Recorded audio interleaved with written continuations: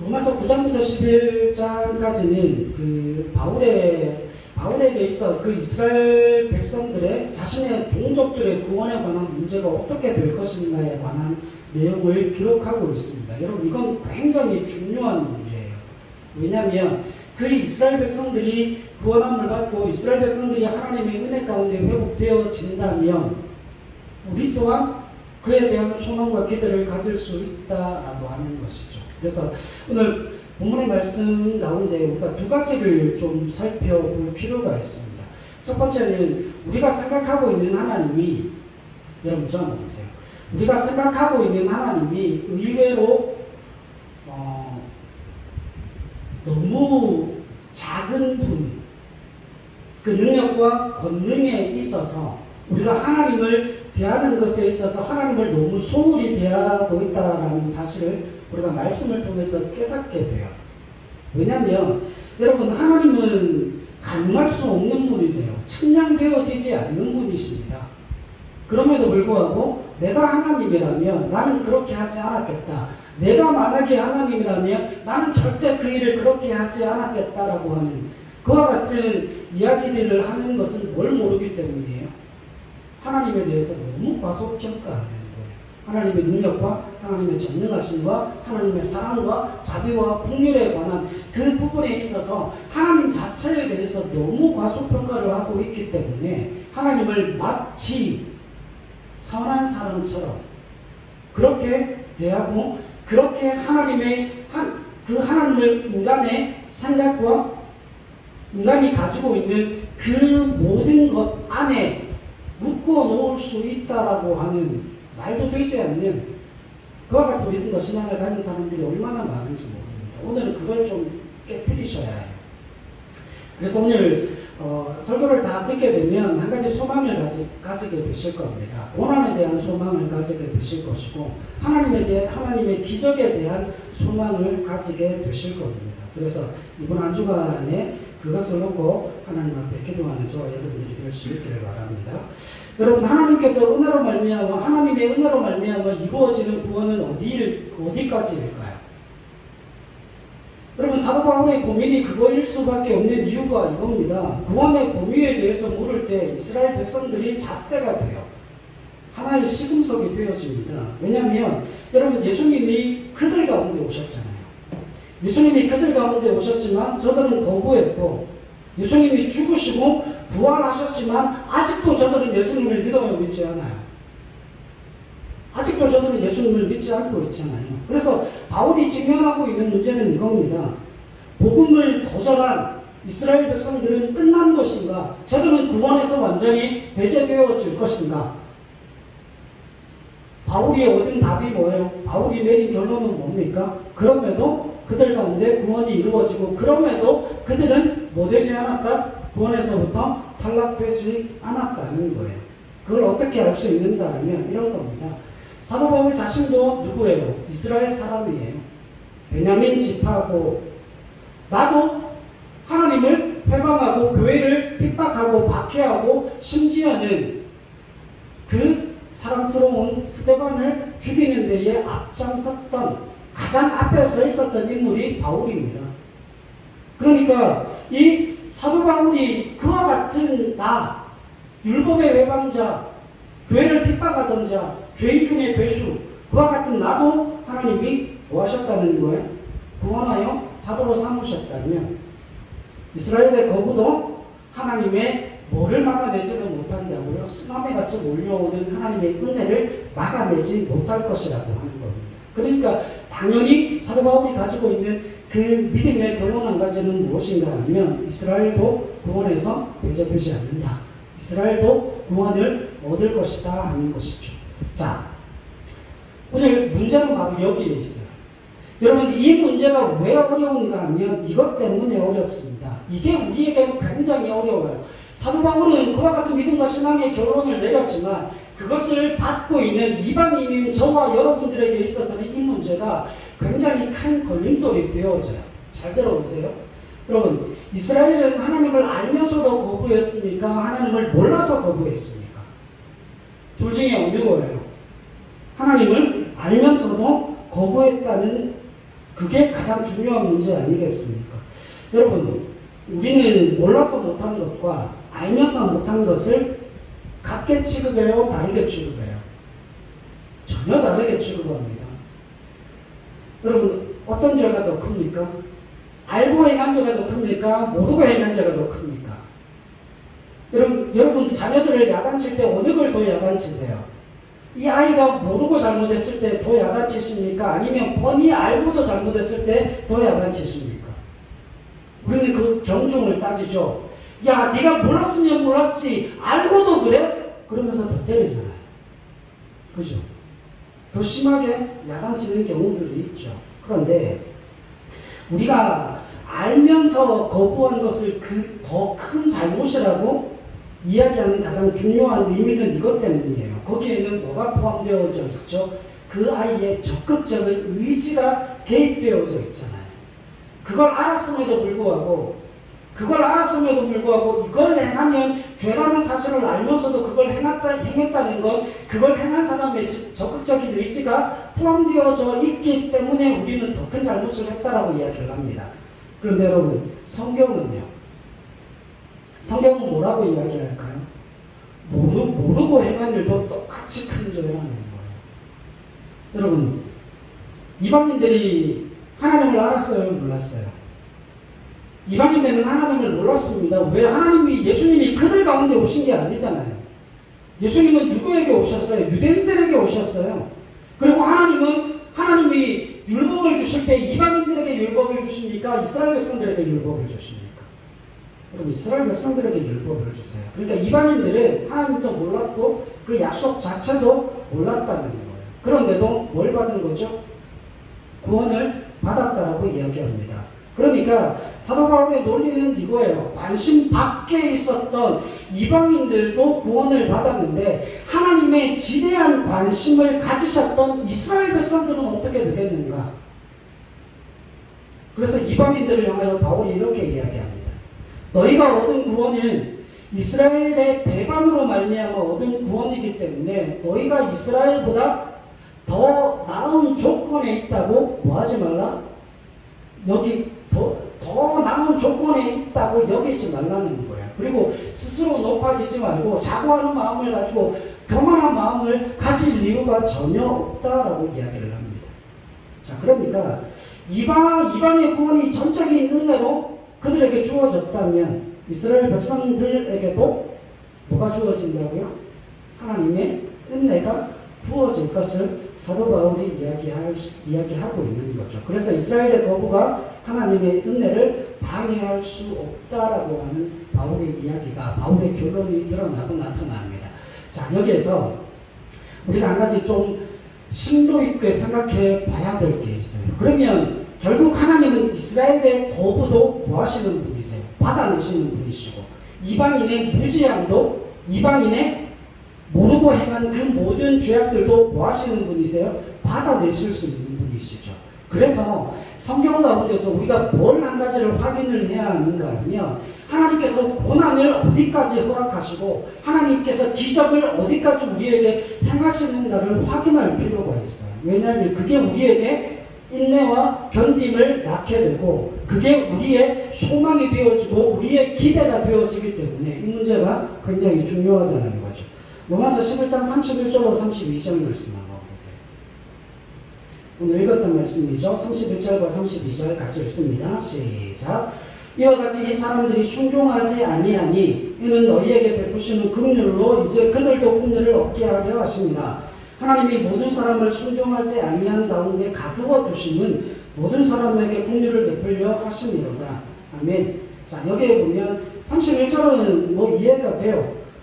이방인들에게 긍휼을 베푸시고 은혜를 베푸셨던 것처럼 이제는 이방인들이 그와 같은 긍휼과 은혜를 받았다면 이 하나님을 거부하고 예수님을 십자가에 못 박아 죽였던 이스라엘 그들 또한 하나님의 자비와 긍휼과 그 은혜 아래 모여질 것을 이야기합니다. 그런데 32절이 문제입니다. 32절에 보면 하나님께서 사람들을 어디에 가두어 두셨다라고 이야기를 해요? 순종하지 아니하는 가운데 가두어 두셨다라고 이야기를 합니다. 자, 저 보세요. 사람들이 이 본문만 가지고 성경을 해석하니까 성경이 해석이 안 돼요. 이 32절에 이 말씀이 어디에서 나왔는가 하면 욥기 38장에서 나왔어요. 욥기 38장으로 한번 가보십시다. 욥기 38장. 시편 앞에 있습니다. 욥기 38장 8절로 11절입니다. 38장 8절로 11절 같이 읽죠. 시작. 바다가 그 모태에서 터져 나올 때에 문으로 그것을 가둔 자가 누구냐? 그때에 내가 구름으로 그 옷을 만들고 흑암으로 그 강고를 만들고 한계를 정하여 윤빗장을 지르고 이르기를 내가 여기까지 오고 더 넘어가지 못하리니 내 높은 파도가 여기서 그칠지니라 하느니라. 아멘. 여러분 여기서 로마서 11장 32절에서 하나님이 우리를 순종하지 못하도록 일부러 어떤 굴레에 가두어 둔 후에 국류를 베풀어서 생색을 내려고 한다라고 하는 식의 그런 이야기를 하는 게 아니에요. 하나님이 의도적으로 무엇인가를 어디 아래에 가두어 두었다. 뭐 사람들을 순종하지 않는 그곳에 가두어 두었다. 그런 의미가 아닙니다. 이 욥기 38장 8절로 11절에서 막았다는 말이 있죠. 이 막았다라고 하는 말은 이런 거예요. 여러분 저 보세요. 막아놓으면 넘어가는 것을 막아놓는 거죠. 터지는 것을 막아놓는 거죠. 그죠? 그런데 그 의미만 가지고 있는 게 아니에요. 가로막았다라고 하는 그 정도의 의미가 아닙니다. 여기에 보면 여러분 제가 바다를 굉장히 좋아해요. 근데 남해는 별로 안 좋아합니다. 남해에는 뭐가 없어요? 파도가 없어요. 파도는 어디가 최고입니까? 네, 동해바다가 최고입니다. 동해바다를 봐요. 근데 동해바다를 언제 가야 좋은가 하면 폭풍우가 치는 날, 바람 불고 바람이 억세게 불고 비바람이 치는 그때 그 동해바다에 가서 보면 파도가 엄청나게 몰려오죠. 그죠? 파도가 엄청나게 몰려오는데 여러분 파도에는 끝이 있어요? 없어요? 파도가 몰려와서 부서져서 돌아가는 끝이 있습니까? 없습니까? 끝이 있잖아요. 그죠? 파도가 아무리 쳐도 어디까지는 안 와요? 어디까지는 안 와요? 뭐 1년에 몇 번 태풍 뭐 그런 거 제외하고 일상적인 삶의 자리에서 파도가 넘실댈 때 파도는 도로를 넘어가지 않습니다. 해변을 넘어가지 않습니다. 그 해변가에 보면 물자국이 나와 있잖아요. 그 물자국이 뭐예요? 파도가 왔다가 쓸려 내려간 자리예요. 그 표시가 있잖아요.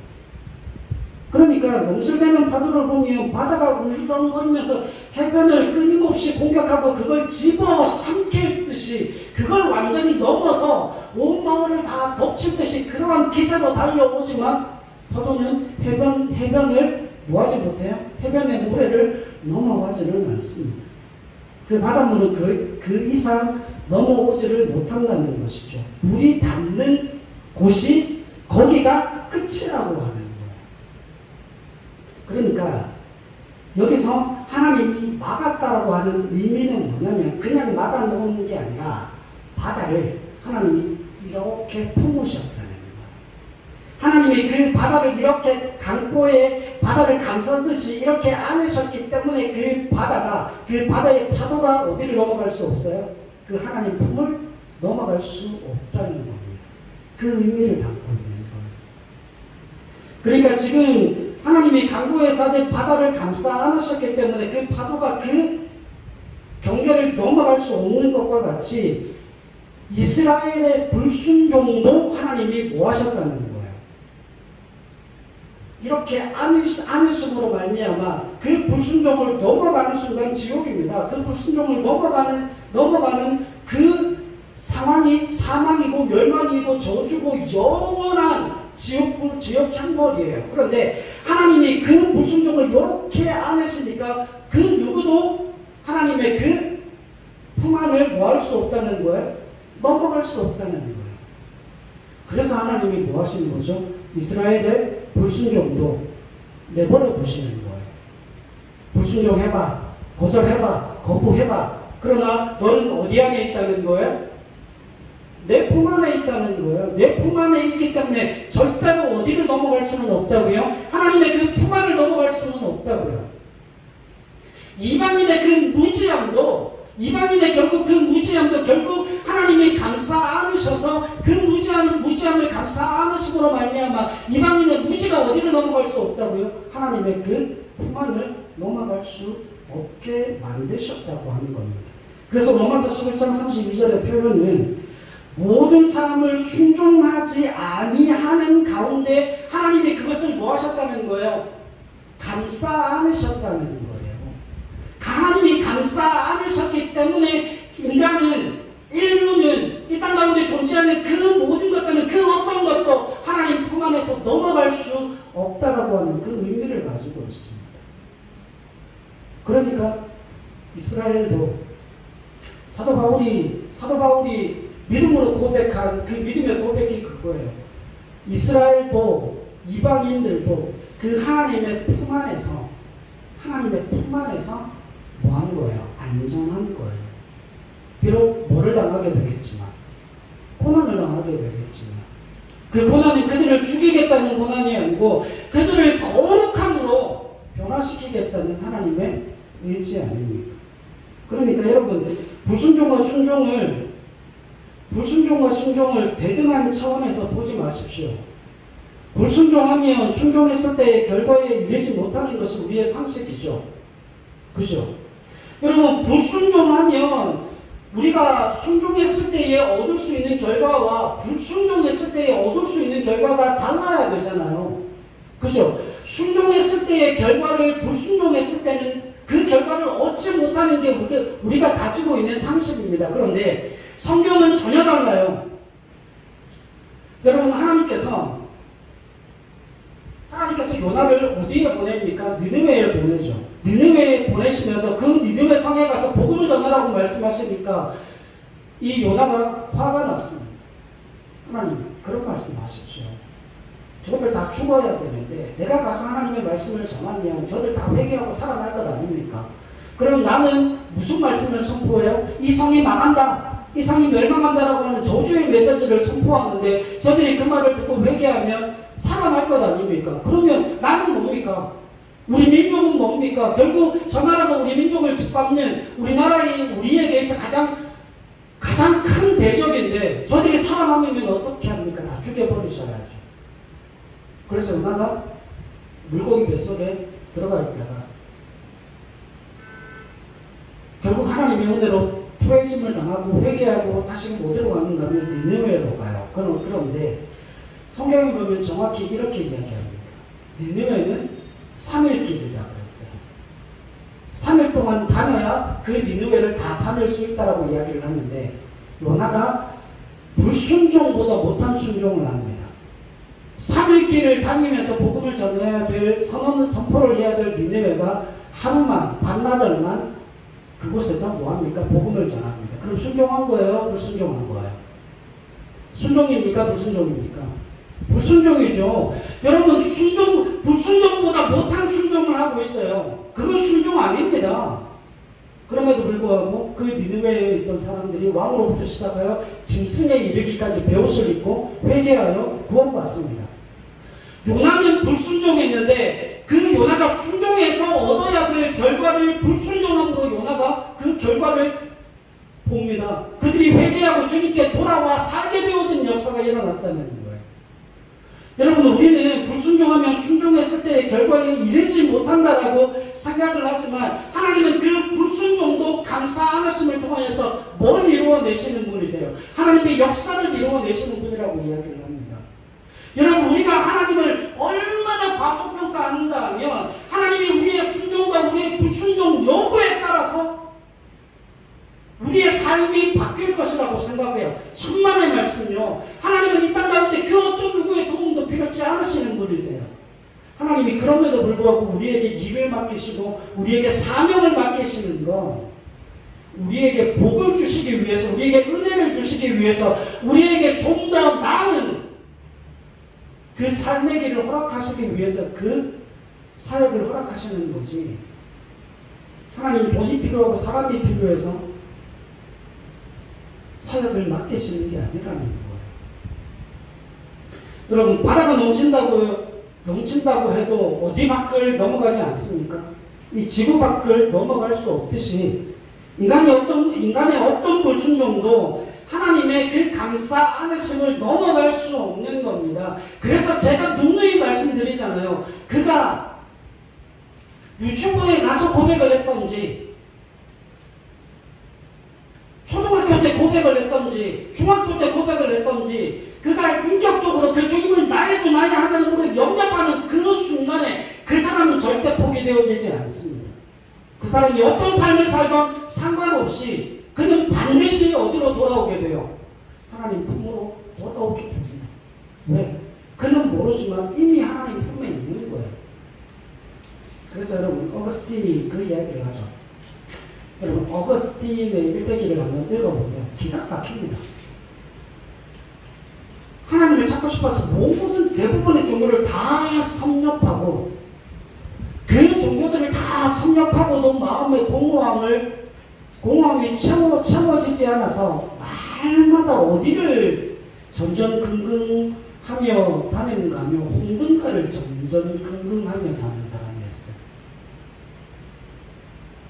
날마다 그 밤마다 홍등가를 돌아다니면서 거기에서 잠을 자고 먹고 육신적인 쾌락의 삶에 빠져들었던 사람이에요. 근데 그 사람이 어느 날 자기 귀에 노래가 들려오게 됩니다. 결제하다 결제하다 흑암으로부터 일어날지하다 그 모든 방탕함을 버리고 주님께로 돌아올지어다라고 하는 그런 이야기를 듣고 그 성경을 찾고 그 이후로 그의 삶이 바뀌기 시작합니다. 그러면 여러분, 그가 그 홍등가에서 그 매일매일의 삶을 지낼 때 하나님의 품을 떠나 있었을까요? 아니에요. 하나님의 품 안에 있었어요. 누구는 몰랐지만, 지는 몰랐지만 하나님은 그를 단 한 번도 놓지 않으셨다는 거예요. 그러니까 여러분, 오해하시면 안 됩니다. 고난이 우리를 넘어뜨릴 수 없어요. 고난의 쓰나미가 몰려오고 고난의 파도가 몰려온다 할지라도 하나님이 그 고난을 어디에다 묶어 놓으신 거예요? 하나님의 품 안에 묶어 놓으셨기 때문에 하나님의 그 품을 넘어갈 수 없어요. 고난에는 반드시 뭐가 있습니까? 한계가 있습니다. 왜냐하면 하나님이 그 고난을 한계 지어 놓으셨기 때문에. 여러분, 욥이 사람이 감당할 수 없는 고난을 받았죠. 그러나 하나님께서 욥의 고난에 그 사단으로 말미암아 한계를 지어놓게 하셨어요. 뭐는 건드리지 마라. 뭐는 건드리지 말라고요? 욥의 생명은 해하지 마라. 그 육신의 질병, 그 육신의 약함, 그 모든 것들을 다 욥에게 허락되었지만 하나님이 허락하지 않은 한 가지, 욥의 생명은 네가 취할 수 없다. 그건 뭐예요? 하나님이 한계를 지어놓으신 거예요. 여러분, 그 누구도 하나님의 한계를 뛰어넘을 수 없습니다. 여러분, 하나님을 과소평가하시면 안 돼요. 우리 하나님이 얼마나 대단하신 분인가 하면 저들의 불순종으로 말미암아 저들이 망해야 되는데 저들이 구원함을 얻고, 내가 예수 그리스도를 십자가에 못 박아 죽였는데도 불구하고 사망과 멸망과 저주로 가지 아니하고 그 예수를 죽여 구원을 받는 은혜로 우리의 삶을 인도하시는 분이세요. 여러분, 하나님은 우리의 생각과 우리의 사고와 우리의 시간과 공간을 다 초월하여 존재하시는 분이십니다. 우리의 모든 인생의 한계를 품어 안아내시는 분, 그 경계를 정하시는 분이 하나님이시라고 하는 거예요. 자, 그러면 여기에 중요한 문제 하나가 발생합니다. 그럼 이스라엘의 불순종도 하나님께서 안아내시고 이방인들의 그 무지함도 하나님께서 안아내셔서 그들에게 은혜를 베푸신다면 그럼 우리는 막 살아도 되는 것 아닙니까? 나는 이미 예수 그리스도를 인격적으로 영접했고 그분을 나의 주 나의 하나님으로 고백했기 때문에 나는 이제 막 살아도 하나님이 은혜를 베푸실 것 아닙니까? 예, 맞습니다. 막 사셔도 됩니다. 한번 살아보세요. 제가 그랬죠. 은혜는 두 가지 방향에서 주어진다고요. 첫 번째는 하나님의 인자하신 가운데 은혜가 부어질 수도 있지만 하나님의 준엄하신 가운데도 은혜가 부어질 수 있습니다. 다리가 분절러지는 그 상황 가운데 하나님의 은혜가 주어져요. 인생이 막다른 골목에 다다라서 그 자리에서도 하나님의 은혜가 주어집니다. 그건 뭐 할 수 있어요? 그건 뭐 할 수 있어요? 선택할 수 있습니다. 여러분 선택하시면 됩니다. 여러분 성경에 우리가 생각하지 못하던 굉장히 중요한 사상 하나가 나타납니다. 이 순종이 무엇과 연결되는 줄 아십니까? 순종이 정확하게 자유라는 단어와 연결이 되어집니다. 이것 때문에 그래요. 여러분 우리가 예수 그리스도로 말미암아 구원받기 이전에는 선택의 자유가 있어요, 없어요? 선택의 자유가 없었어요. 왜냐하면 그때는 이미 죄의 노예였기 때문에 노예는 선택할 수 있다 없다? 선택을 못하잖아요. 노예에게는 선택권이 없습니다. 그런데 예수 그리스도로 말미암아 구원받은 하나님의 자녀요 백성이 되어지고 나니까 뭘 선택할 수 있는 거예요? 하나님을 몰랐던 자들이 하나님을 알게 되고 하나님의 뜻을 몰랐던 자들이 하나님의 뜻을 알게 되고 하나님의 길, 그 믿음의 길, 그 선한 길, 의의 길이 뭔지를 몰랐던 자들이 그 의의 길, 선한 길, 하나님께서 허락하시는 그 믿음의 길이 뭔지를 알게 되었을 때 이제는 뭘 선택할 수 있는 거예요. 그럼에도 불구하고 죄악의 길을 선택할 것인지 의의 길을 선택할 것인지 이제는 뭐가 주어진 거예요? 진리가 우리를 자유케 함을 의하여서 하나님의 길로 갈 것인지 죄의 길로 갈 것인지를 선택할 수 있게 되어졌다는 거예요. 근데 하나님께서 우리를 자유케 하신 가장 중요한 이유는 무엇을 위한 자유입니까? 여러분 무엇을 위한 자유예요? 하나님의 길을 따라 살고 하나님의 의지와 하나님의 목적을 따라 사는 길의 자유를 우리에게 허락하신 겁니다. 그러니까 여러분 우리가 진리 안에서 우리 자신을 주의 종으로 내어줄지 의의 종으로 내어줄지 그 선택이 이제는 우리에게 주어졌다는 거예요. 예수 믿기 전에는 그 선택권이 없었죠. 죄의 노예였기 때문에. 이제는 그 노예로서 사는 삶이 아니라 해방되어진 하나님의 사랑으로 살기 때문에 이제 우리가 믿음의 길을 갈 것인가 죄의 길을 갈 것인가 그것을 선택할 수 있게 되어졌다는 거죠. 그런데 여러분 전에 어떤 자유가 우리에게 주어졌다는 의미는 이것 때문입니다. 거기에 하나님께서 말씀하시는 그 의의 길 안에 뭐가 있다는 거예요? 인류의 영광이 있다는 것. 하나님이 창조하신 인간의 영광이 바로 거기에 있다는 것. 그래서 우리는 예배를 드려요. 그래서 우리는 기도를 하고 그래서 우리는 뭘 합니까?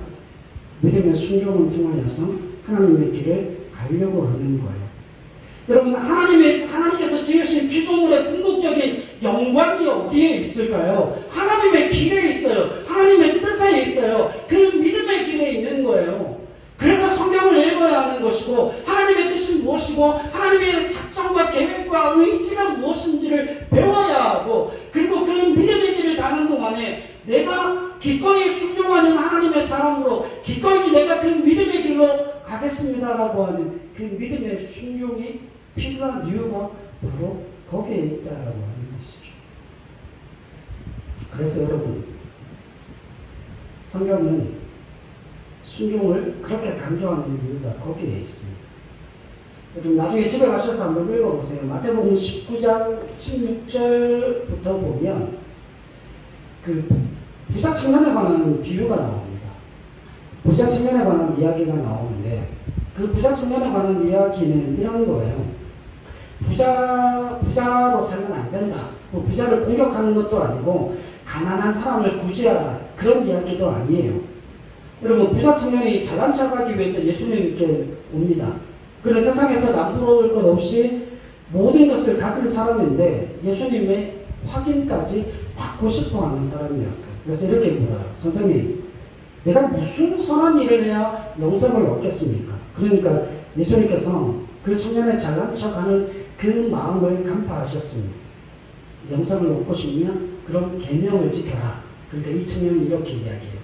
내가 지금껏 살아오면서 모든 계명을 다 잘 지켰습니다. 그러니까 예수님이 이렇게 말씀하시죠. 정말 계명을 다 지켰다면 네가 가지고 있는 그 재산을 다 팔아 나를 따르라. 청년이 거기서 무너집니다. 여러분, 무엇 때문일까요? 예수님은 지금 누구를 따르라고 그랬죠? 예수님을 따르라고 그랬죠. 여러분, 이건 재물에 관한 문제가 아니에요.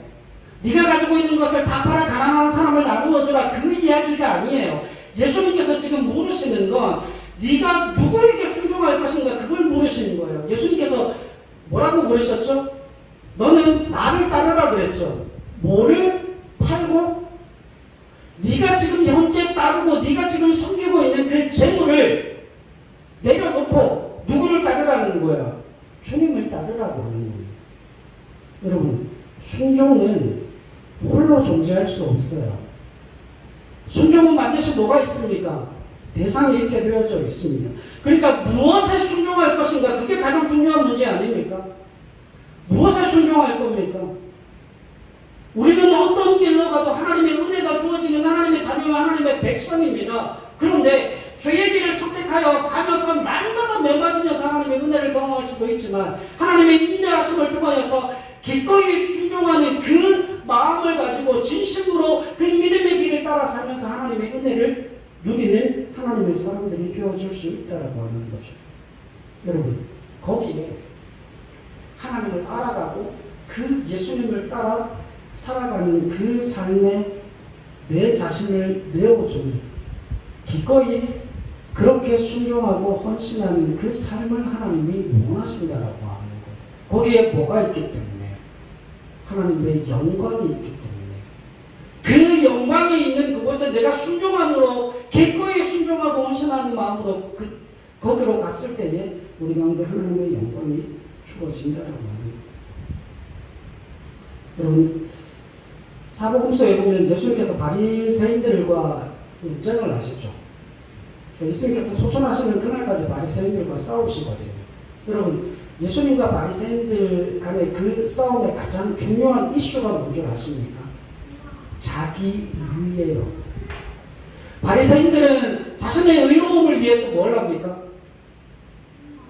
율법을 가르치고 자신의 의를 드러내고 나타내기 위해서 구제를 하고 전도를 하고 헌금을 하고 자기 의를 드러내기 위해서 신앙상의 모든 행위들을 다 하고 있다는 거예요.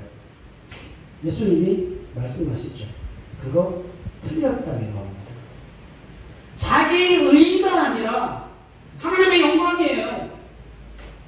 예수님께서 이 땅 가운데 오셔서 그 바리새인들과 논쟁하시면서 그 예수님의 삶을 통해 보여주신 게 뭡니까? 예수님의 자기 의를 나타내시는 거예요? 아니에요. 하나님의 사랑을 드러내시고 그를 이 땅 가운데 보내신 하나님의 은혜가 무엇인지를 예수님의 삶을 통해서 보여주신 거죠. 그러니까 결국 우리 예수 믿는 하나님의 사람들의 삶에 있어서 그 예수로 근거한 삶이 아니면, 예수에 의하여서 지탱되어져 있는 삶이 아니면 우리의 모든 삶이 바리새인들과 부자 청년과 다를 바가 없다는 거예요. 여러분, 하나님이 모든 사람을 순종하지 아니하는 가운데 가두어 두셨다. 그건 무슨 의미예요? 그들에게 뭐가 있다고요? 선택권이 주어졌다는 겁니다. 실수해도 괜찮다는 거예요. 실패해도 괜찮다는 거예요. 왜요? 하나님이 그 품에 안으셔서 은혜를 베푸실 것이기 때문에. 그래서 이 말씀 꼭 기억하셨으면 좋겠어요. 시편 103편 8절로 11절이에요. 적어놓으시고 한번 읽어보십시오. 거기에 보면 하나님은 우리가 행한 대로 갚지 않으실 것이다 말씀하십니다. 우리의 처지대로 갚지 않으실 것을 말씀하십니다. 그분이 우리를 가만히 내버려 두시지 않으시겠다 말씀하십니다. 여러분, 제가 지난번에 말씀드렸죠. 하나님의 일하심의 대원칙이 뭡니까? 심은 대로 거두는 거예요. 그러니까 인과 율은 이 땅을 지탱하는 기본적인 삶의 원칙이고 삶의 법칙이에요. 그러나 그 하나님의 일하심의 대원칙 속에서 하나님은 그 안에 갇혀 계신 분이 아니시고 결국 뭐 하시는 분이십니까? 그걸 넘어서 뭐 하시는 분이세요? 은혜를 베푸시는 분이세요. 그걸 넘어서 능히 우리의 삶을 반전으로 이끌어내시는 하나님이심을 우리에게 보여주고 있습니다. 그것이 예수요, 그것이 복음이에요. 여러분 이거를 알면 예수를 믿으면 구원 얻는다라고 하는 그 말이 가지는 무게감을 깨달을 수 있게 됩니다. 사랑하는 여러분, 예수님을 복음을 너무 과소평가하지 마십시오. 우리 인간의 얄팍한 지혜와 지식을 가지고 그 복음과 예수를 판단하지 마십시오.